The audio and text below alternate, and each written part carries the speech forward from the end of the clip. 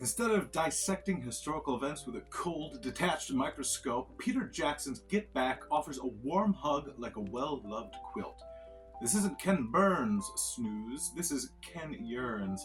Yearns for a fluffy blanket, a cup of tea, Earl Grey anybody, and a taste of honey.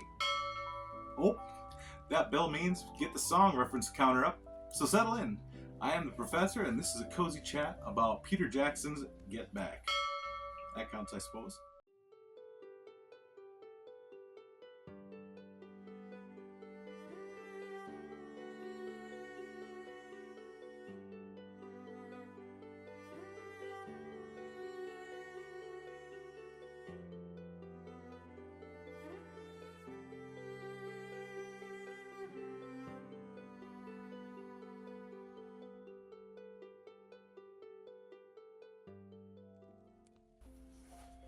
Before we proceed, may I request you hit that subscribe button and join me on a journey through the weirder side of history and folklore. We'll uncover mind-blowing facts, unearth forgotten legends, and have a laugh along the way. Right. Forward. Peter Jackson's 2021 docu-miniseries, The Beatles Get Back, presents a groundbreaking revision of the narrative surrounding the band's final recording sessions. Initially hesitant due to the perceived discord associated with Let It Be, Jackson's access to more than 60 hours of previously unseen footage and 150 hours of audio recordings revealed a reality starkly contrasting the established myth. Drawing inspiration from restoration techniques employed in They Shall Not Grow Old, Jackson embarked on a near 4-year editing odyssey, collaborating with surviving Beatles, their widows, and music supervisor Giles Martin, the son of famed Beatles producer George Martin. Not that George Martin, a better one. Paul McCartney and Ringo Starr welcomed the project as an opportunity to rectify the helter-skelter portrayed in the original 1970 Let It Be film, highlighting the joy and camaraderie evident in the newly discovered footage. And it's with the Let It Be movies that this story starts.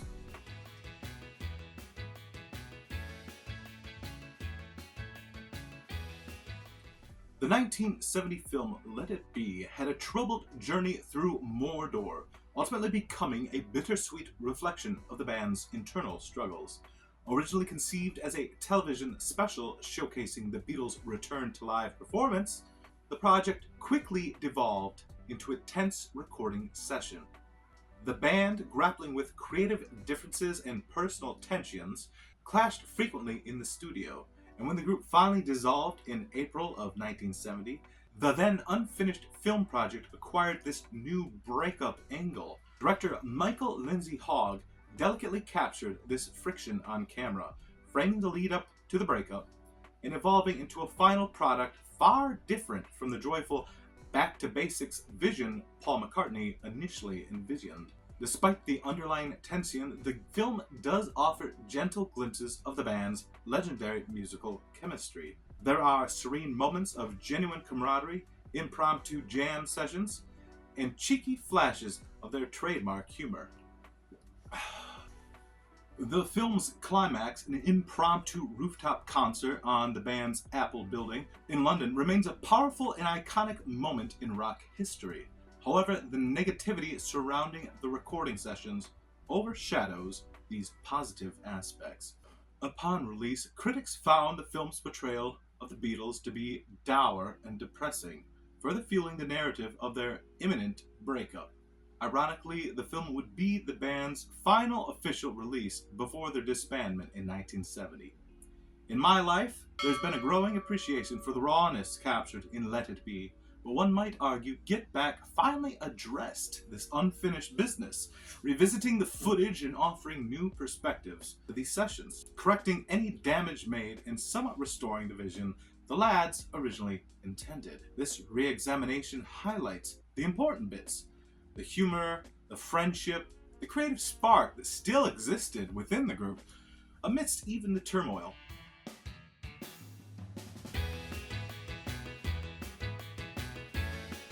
As you recall, I produced a quaint review of They Shall Not Grow Old when that movie hit cinemas.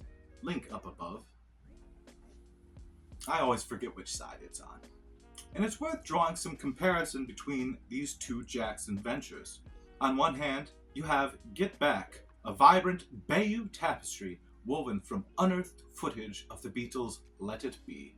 On the other, They Shall Not Grow Old, a poignant resurrection of World War I soldiers brought to life through meticulous restoration and technological wizardry. It's the same dream and same approach by the same man, who is completely, utterly, and unhealthily obsessed with these two subjects, the Great War and the Fab Four.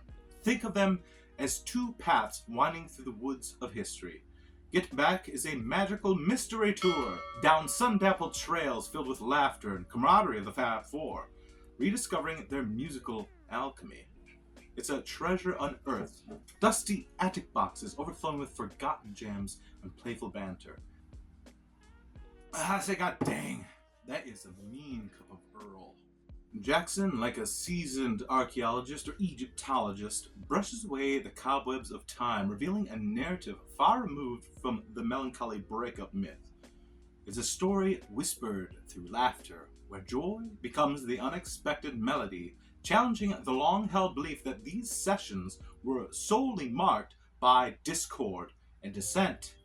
Now, They Shall Not Grow Old treads a different path, a long and winding road through shadows of hardship and youthful sacrifice. Here, Jackson acts as less an archaeologist, more a sculptor, breathing life into raw footage. That is a mean cup of Earl. Pardon. Giving faces vitality through color and voices to soldiers long lost. It's a poignant journey, a stark reminder of the human cost etched upon the canvas of real history. This ain't no campfire sing-along, kumbaya, all you need is love. It's a gut punch, a whisper of fallen leaves carrying the casualty and causality of war. While both films showcase Jackson's mastery of storytelling and his dedication to bridging the gap between past and present, their tones diverge as dramatically as the landscapes they navigate. Get Back is a warm seaside breeze with a hint of coal smoke and cigarette smoke, a celebration of artistic renewal, while They Shall Not Grow Old is a dig through the cold trench, a testament to the resilience of the human spirit in the face of adversity.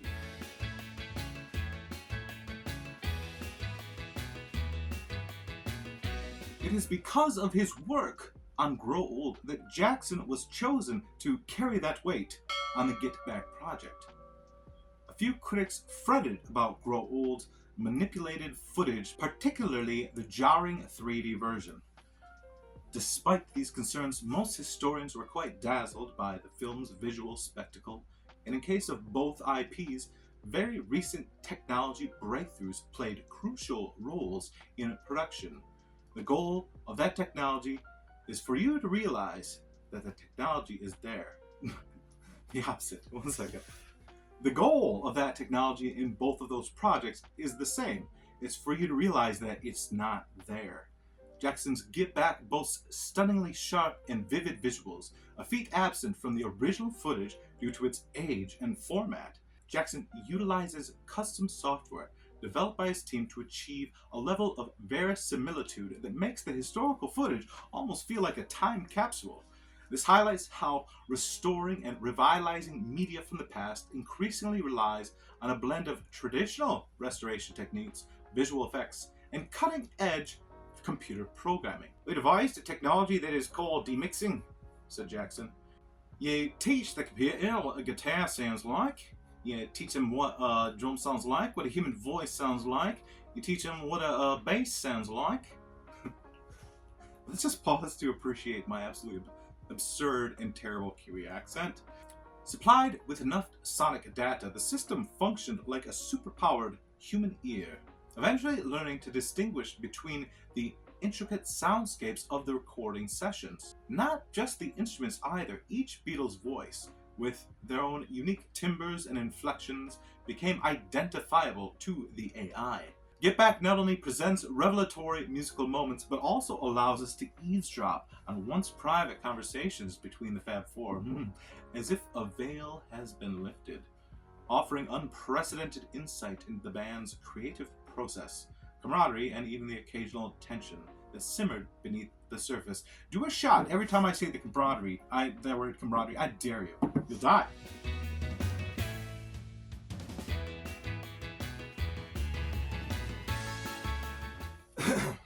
In regards to Disney, Disney might be considered a startling choice for this project.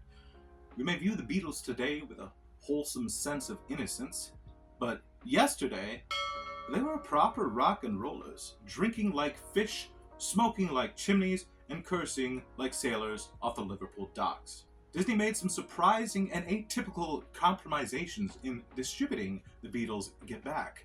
The studio famous for The Lion King, The Sword in the Stone, and Mickey Mouse Clubhouse allowed permission for the inclusion of profanity, a landmark first for the platform, not just asses and damns either.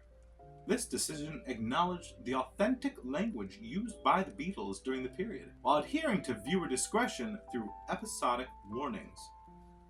Said Jackson to the Radio Times, "We've had to have a discussion with Disney about the swearing. The Beatles are scarce boys, and they freely swear, but not in an aggressive or sexual way." That's by QE, and that's as good as it gets. Sticking to it. We got Disney to agree to have swearing, which I think is the first time for a Disney Channel. That makes him feel modern too. I have literal footage of him saying that. I did not need to do that. Swearing wasn't the only concern for the House of Mouse. As I mentioned, the lads chain-smoked enough to startle the Surgeon General's long dead, even. Hence the final shocking rating of, gasp, PG-13.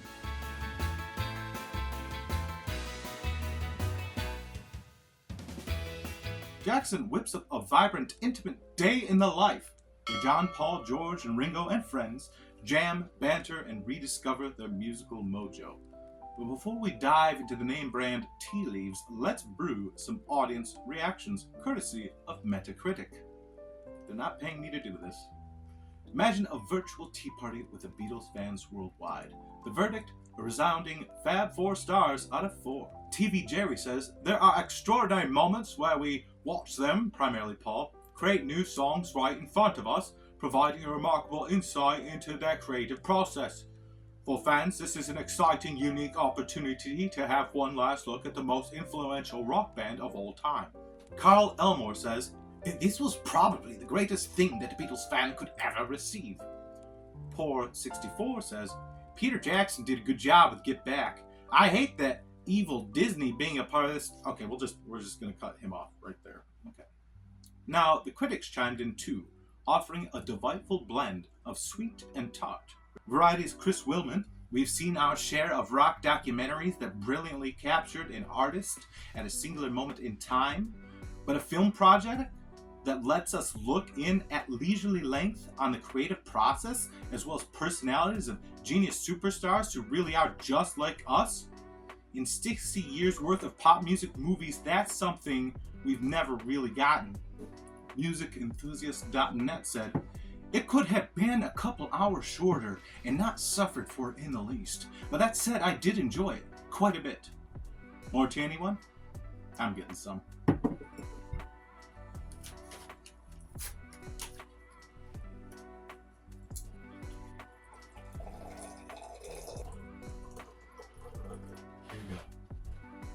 Finally, Rolling Stone called Get Back a documentary about the Beatles. I didn't have a subscription to that magazine, so I could not pass the second sentence. It's not wrong. Now, some people did not enjoy the Beatles documentary at all. Okay, I don't care. Moving on, no attention to you.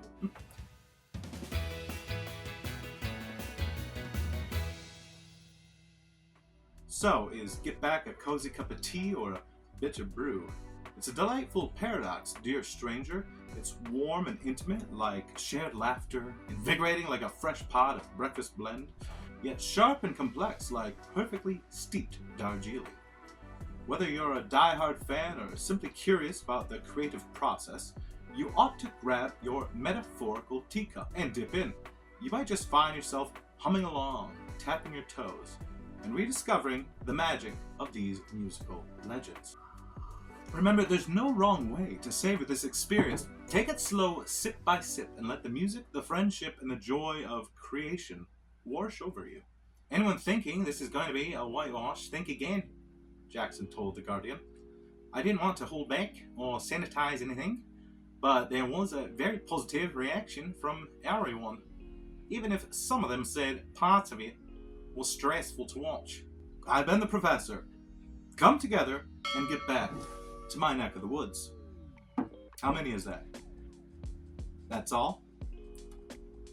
I'm the walrus.